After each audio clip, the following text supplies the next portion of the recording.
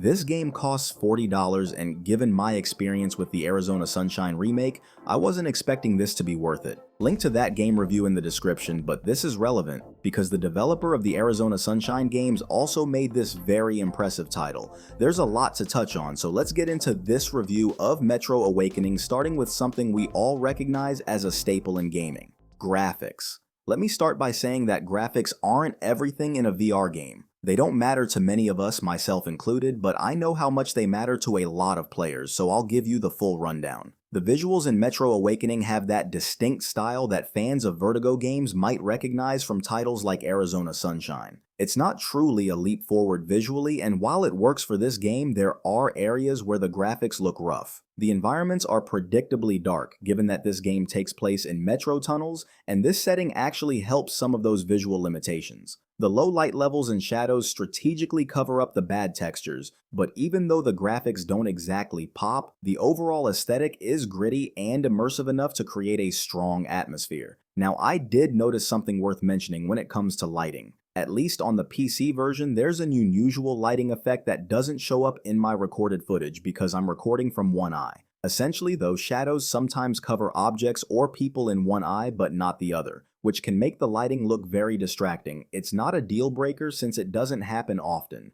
but when it does, it's noticeable and can pull you out of the moment. So if you're someone who puts a lot of weight on graphics, I doubt Metro Awakening will blow you away. But for those who care more about atmosphere and gameplay, the visuals here do the job well enough, especially considering the dark setting. The audio in Metro Awakening, though, is nothing short of impressive. In fact, I'd say it stands on the level of top-tier VR titles, like Half-Life Alyx in this regard. Sound is crucial in a game like this where the atmosphere and environment play a big role, and Metro Awakening absolutely nails it. Everything here, from creepy crumbling rock sounds to the dialogue, feels carefully crafted to fit the game's intended experience. I tried to follow her when she left the office. I chased her around half the station, but that damned wife of yours, I'm telling you. Are you sure it was Yana? Unless this are suddenly back in style. One thing I appreciate is how the voice acting manages to sound so authentic. It's more than just good acting. It feels like these characters actually know each other. You get the sense that these people share a history, and that subtle familiarity adds layers to their interactions. Because he knows Mama can't breathe in the back corner of the room. I apologize, but I have to... She's got this condition. You know that. You're her doctor. Anyway. Sorry, but I really need to... Help last week, but something came up, and then this week he had to help Max put the caravan together. This authenticity makes the characters feel like real people with genuine personalities and connections, and I can't overstate how rare that is in VR games. It's the difference between a cast of strangers thrown together and a group of people with real bonds. The latter brings the dialogue to life in a way that enhances the whole experience. The sound design really complements the theme of Metro Awakening, which takes place in a haunting version of the year 2028. After a catastrophic nuclear event, a few surviving Russians have been forced underground into fallout shelters built from metro stations. They've carved out entire lives, clinging to what little they have left. You really feel the importance of survival here, but there's also a spark of resilience that keeps it from being overwhelmingly depressing. You play as a doctor who's already lost his first underground community to the mutated horrors that roam the tunnels. This backstory hits you right from the start, with the game showing you just how quickly life can be shattered in this harsh world. Throughout your time in Metro Awakening, you'll face off against both hostile survivors and mutated creatures, among other dangers. While the game takes you through some genuinely tense encounters, the overall tone is very balanced. It's bleak, yes, but not so dark you'll be looking for the nearest window after taking your headset off. The theme captures a world in shambles, and it's done in a way that both surprised and impressed me. Now, when it comes to actually playing the game, Metro Awakening brings good and not so good things to the table. In a genre where we often see familiar mechanics like body slots and floating hands, this game manages to bring something new and inspired. It does bring floating hands and body slots, but it also brings a manual crank machine used to generate electricity. You'll find yourself using this often, whether it's to charge your headlamp, which becomes your best friend in the game's dark tunnels, or to power different machines along the way. Oddly enough, I found it easier to spin the whole machine instead of the crank, but it works either way. Then there's the storage system, which is one of my favorite features. Instead of navigating a menu, you can see items physically attached to your backpack, allowing you to grab them directly. It's a small but powerful touch that exponentially boosts immersion.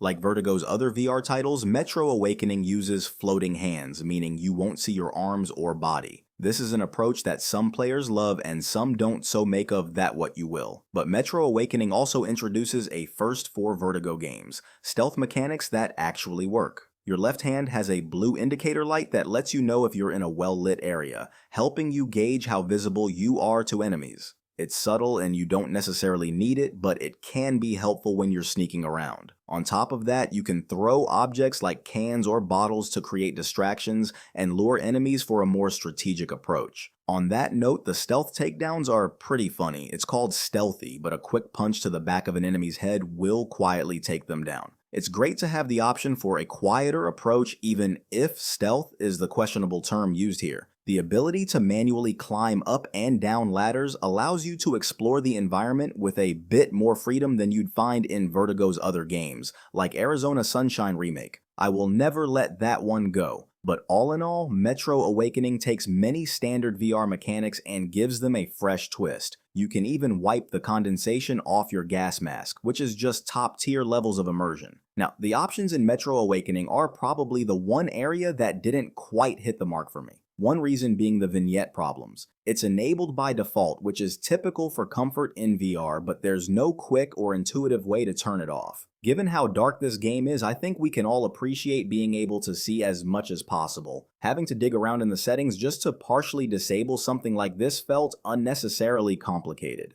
Another downside, at least on PC, is the menu button. The button for the in-game menu shares the same binding as the Steam VR overlay. It's understandable that this might work better on standalone headsets, but on PC it's a reminder of why VR really needs to move away from physical buttons, especially when there are more immersive ways to bring up a menu. They did manage this in the Arizona Sunshine Remake, and while that was buggy, it was still more immersive than this. That said, the game does include most of the settings you'd expect from a modern VR title. It's clear that the developers focused a lot on comfort, which is a big plus for players who might be new to VR or sensitive to motion. While the options could use a bit of fine-tuning, they're functional enough. At the end of the day, Metro Awakening draws you in as an immersive experience. But to break it down further, graphics gets a 3 out of 6. While the darkness does a good job hiding many of the low-quality textures, well-lit areas and the odd lighting bug affected this aspect of the game. Audio earns a 6 out of 6 because it's nothing short of impressive. Every aspect of the audio, from the environment to the NPCs, breathes life into this game. Theme also earns a 6 out of 6 because the world is super well crafted. Though, given this game's theme is based off of an internationally recognized best-selling novel, that shouldn't be a surprise. Mechanics gets a 5 out of 6 because the gameplay itself is both immersive and fun. Stealth is a nice touch, and grabbing things off of your backpack is flat out immersive. Lastly, options gets a 3 out of 6. Everything you'd expect from an options menu is here, even though you may be jumping through hoops. While Metro Awakening has a few rough edges like the lighting quirks and the menu limitations, it nails the core of what makes VR special, a sense of presence and immersion.